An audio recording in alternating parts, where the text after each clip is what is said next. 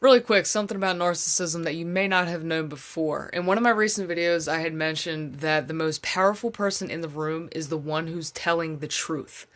It doesn't matter who's being calm, it doesn't matter who's being rowdy. It's the person who is telling the truth is the most powerful in the room at any given time. And I went on to explain that that's why when you experience a sleep paralysis demon or you feel a dark entity around you, if you start doing silly things like throwing holy water or, pulling the covers over your head or running up the stairs really quick, why are you doing that? Because they're telling the truth. You're running from it. And you're running from it out of fear.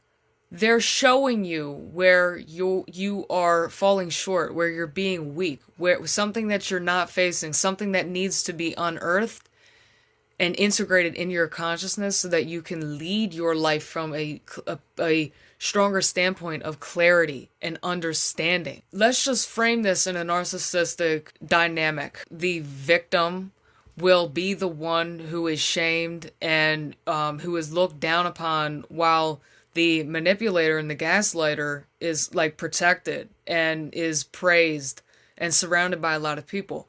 And it has to do with frequency. Even though it's incorrect and it's a misalignment of truth, the frequency is the victim has a very low sense of self-worth. Whereas the gaslighter, there's a thread in there of stronger conviction.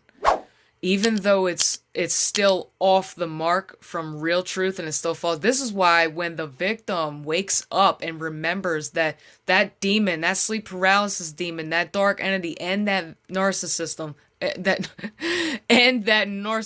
is them appearing in another form. This leads us back to the oneness. We are all God here in what appears to be individual bodies, and it's a map of remembrance within your own soul. And every person is a piece of the puzzle, awakening that remembrance of wholeness within each individual being. It's all one, and everything is you. Everything is a reflection of you. It has been guiding you back to the truth. So when that victim rises in wholeness and knowing and truth, way beyond just a concept or an idea that you wish to be, no, you actually become it, you embody it.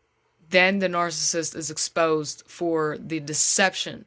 And now this is something that's going to break the psyche of humanity. It's going to shatter the mind. And that's why that deception and fear always has more people around it than the truth teller. Because the truth teller is at a frequency so high that it's incomprehensible to ordinary people.